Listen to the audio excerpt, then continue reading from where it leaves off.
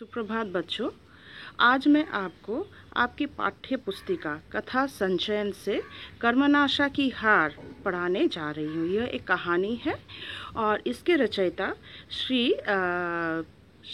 शिव प्रसाद सिंह जी हैं। तो यहाँ पर देखो, उन्होंने भारतीय समाज में हो रहे अंधविश्वास के बारे में उन्होंने यहाँ पर व्यक्त किया है। तो यहाँ पे हमारे समाज में जो अंधविश्वास है, ईर्ष्या है, वे उन्हें ऊंच नीच का जो भेदभाव है, वे इस पाठ के द्वारा वे दिखाते हैं कि किस प्रकार उससे दूर करने की कोशिश भैरव पांडे करते हैं।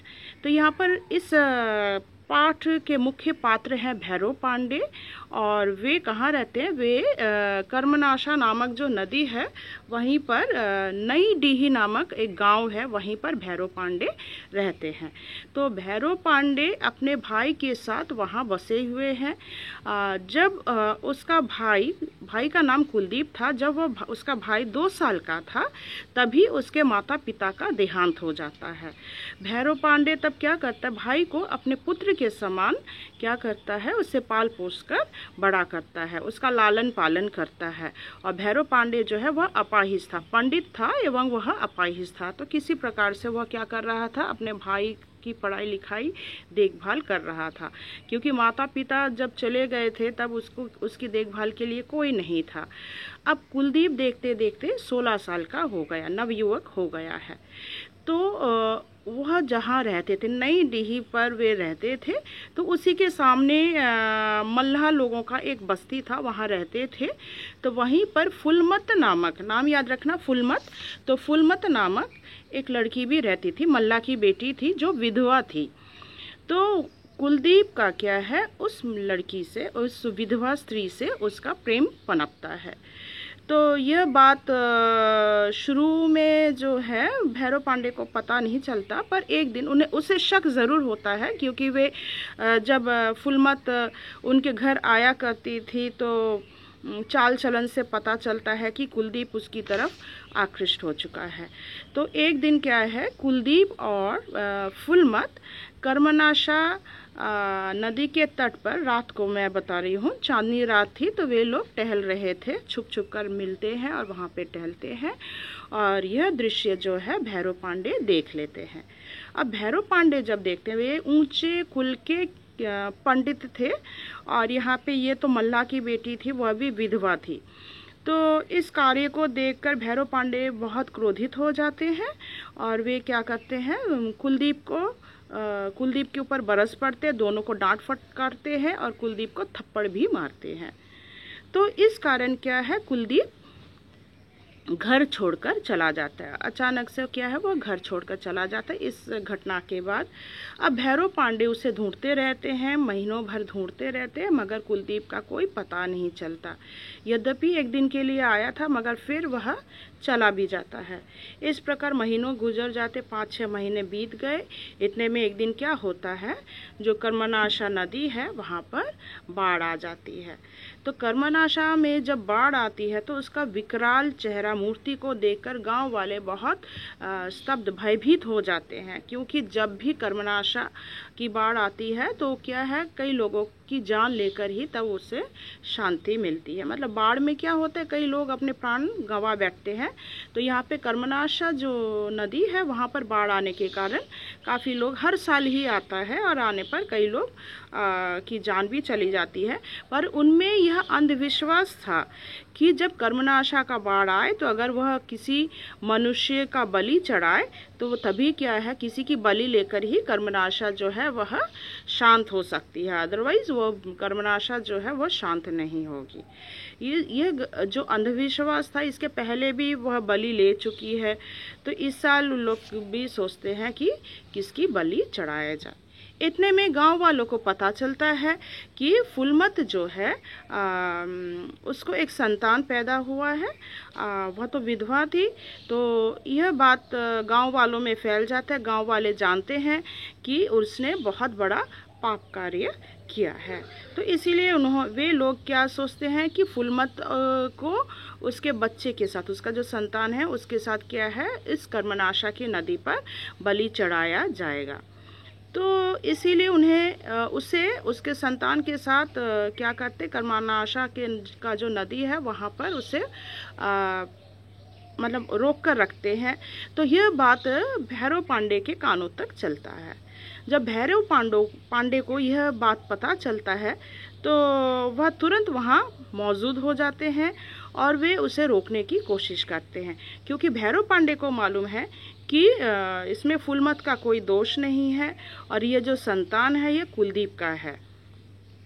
तो गांव वाले इस पर ऑब्जेक्शन करते हैं, मना करते हैं और वे कहते हैं कि नहीं, फूलमत को इस कर्मनाशा में, वे फूलमत और उसके संतान को कर्मनाशा में उन्हें डुबोना ही पड़ेगा, फेंकना ही पड़ेगा।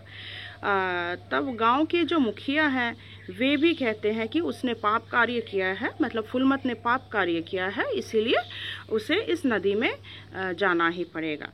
तब भैरव पांडे जो हैं वे प्रोटेस्ट करते हैं और वे कहते हैं कि इस गांव में जितने लोग हैं, अगर कोई एक व्यक्ति है जिसने पाप कार्य नहीं किया है वह सामने, अगर मैं एक एक जन का पाप गिनाने लगूंगा तो ये पूरा गांव के गांव ही क्या है, सबको कर्मनाशा में डूबना पड़ेगा।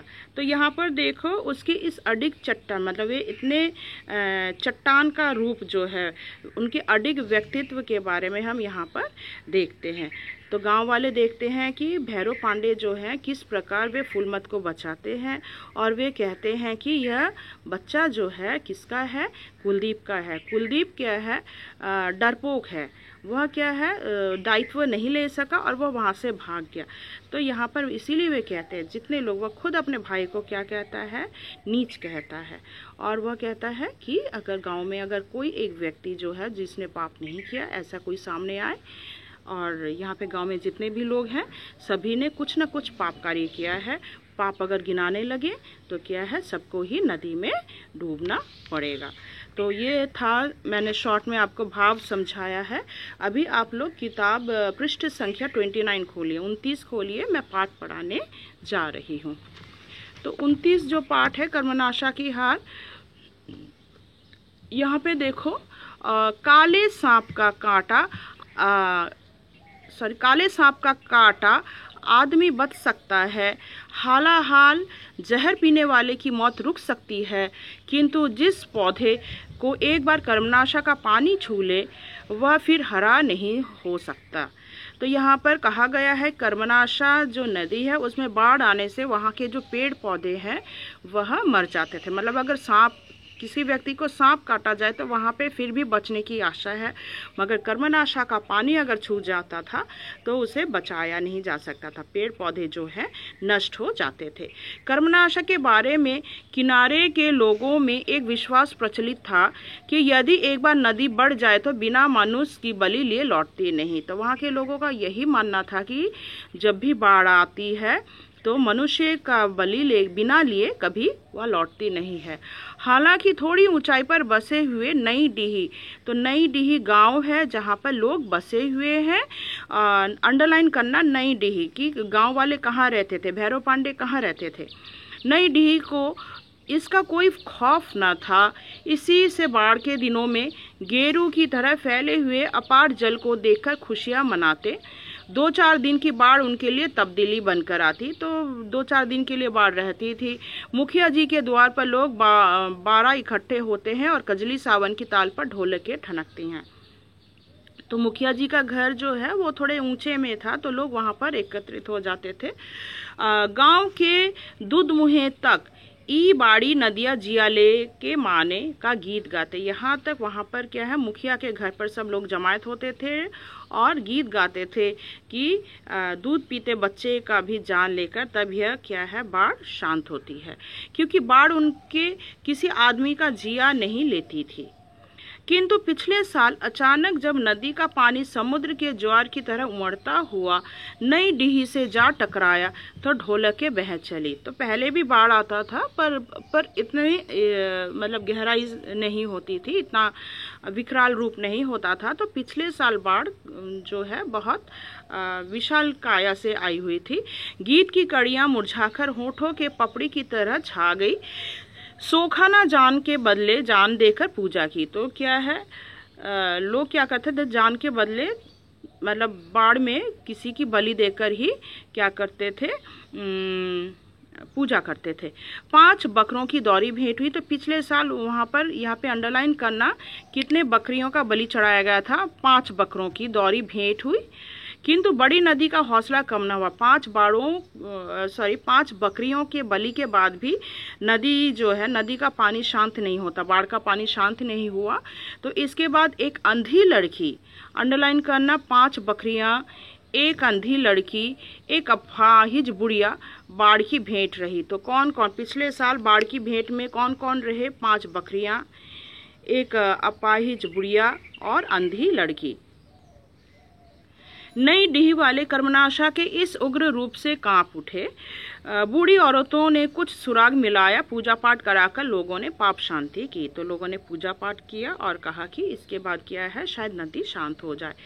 एक बाढ़ बीती। तो पिछले साल क्या हुआ था, 5 बकरियां, फिर एक लड़की, अंधी लड़की और बुढ़िया के बलि के बाद क्या हुआ, बाढ़ का पानी शांत होता है। एक बाढ़ बीती, एक बरस बीता। तो इस प्रकार साल बीत गया। पिछले घाव सूखे न थे कि भादों के दिनों में फिर पानी उमड़ा। तो भादों का महीना आया और फिर से पानी उमड़ने लगा। सावन भादो जो है तुम्हारा बरसात का मौसम होता है।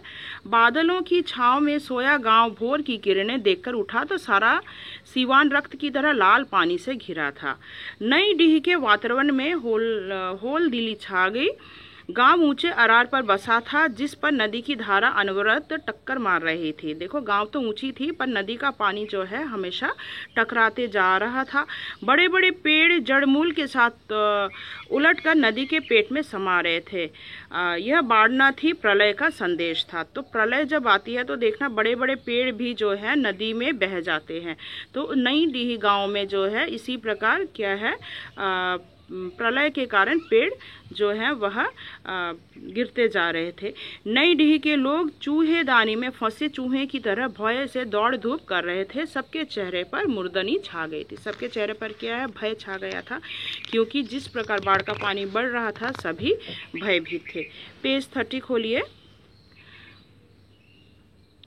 कल दीनापुर में कड़ाहा चढ़ा था पांडे जी, ईसुर भगत हलकाते हुए बोला। कुएं की जगत से बाल्टी का पानी जागेसर पांडे उतार रहे थे। घबराकर बाल्टी सहित ऊपर से कूद पड़े। तो यहाँ पर लिखना जागेसर पांडे, अंडरलाइन करना, यहाँ पर जागेसर पांडे उतार रहे थे। क्या कह रहे थे भगत? कढ़ा चढ़ा था, क्या कहा सूखे ने? चौराहे पर छोटी भीड़ इकट्ठी हुई। भगत अपने शब्दों को चुबलाते हुए बोले, काशीनाथ की शरण भाई लोगों, सोखा ने कहा कि इतना पानी गिरेगा कि 3 घड़े भर जाएंगे। आदमी मवेशी की क्षय होगी, चारों का हाहाकार मच जाएगा, प्रलय होगी। तो यहाँ पर देखो, काशीनाथ की शरण में लोग क्या कहते हैं, वह क्या कहता है, भगत कहता है, यह पंडित ने कहा है कि इस बार जो बाढ़ आएगी इसके कारण चारों तरफ क्या है, प्रलय मच जाएगा। आदमी मवेशियों की काफ़ी जान उन्हें गंवाना पड़ेगा। प्रलय न होगी तो क्या बरकत होगी? हे भगवान, जिस गांव में ऐसा पाप कर्म होगा वह बहेगा नहीं, तब बचेगा क्या? तो गांव में इतना पाप कार्य हो रहा है तो यह गांव तो डूबेगा ही। माथे के लुग्गे को ठीक करती धनसेरा चाची बोली। तो धनसेरा चाची में अंडरलाइन करना, वो क्या कहती है, गाँव में इतना पाप कार्य हो रहा है तो यहाँ पर पूरे गाँव तो डूबेगा ही। मैं तो कहूँ कि फूलमतिया ऐसी चुप काहे है। तो यहाँ पर देखो, फूलमतिया के बारे में धनसेरा चाची को मालूम है। राम रे राम, कुतिया ने पाप किया, गांव के सिर बीता। तो यहाँ पर क्या है, फूलमतिया जो है गांव की विधवा है, नीचे मल्लाह की बेटी है और उसने कुछ पाप कार्य किया है जिसके बारे में धनसेरा चाची को मालूम है और इसीलिए वह कहती है कि उसने पाप कार्य किया है तो इसके लिए पूरे गांव को भुगतना पड़ेगा। उसकी माई कैसी सतवंती बनती है। माँ यानी माता कितनी सीधी सादी भोली बनती है। आग लाने गई तो घर में जाने नहीं दिया। मैं तो अभी छनगी हो ना हो, दाल में कुछ काला है, आग लगे ऐसी कोख में। तो यहाँ पर फूलमतिया जो है वह माँ बनने वाली है, इसीलिए कहती हैं ऐसे कोख में आग लगनी चाहिए। 3 दिन की बिटिया और पेट में ऐसा घनघोर दाढ़ी। कहने का अर्थ है 3 दिन की बिटिया और पेट में घनघोर दाढ़ी, मतलब देखो माँ इतनी सती सावित्री बनकर फिर रही है, बिटिया ने ऐसा पाप कार्य किया है, फिर भी माँ कुछ नहीं बताती। बेटी तो एकदम छुपी रुस्तम निकली। कुछ साफ भी कहेगी भौजी, बीच में जागेश्वर पांडे बोले। क्या हुआ आखिर? आखिर बात क्या है? हुआ क्या, फुलमतिया रांड मेमना लेके बैठी है। विधवा लड़की बेटा ब्याह कर सुहागिन बनी है। क्या है, वह ब्याह कर शादी करके घर पर बैठी हुई है। तो आज यहाँ तक रहने दो, अगला पार्ट में फिर शुरू करने जा रही हूँ। आशा करती हूँ यहाँ तक आपको समझ में आ गया होगा।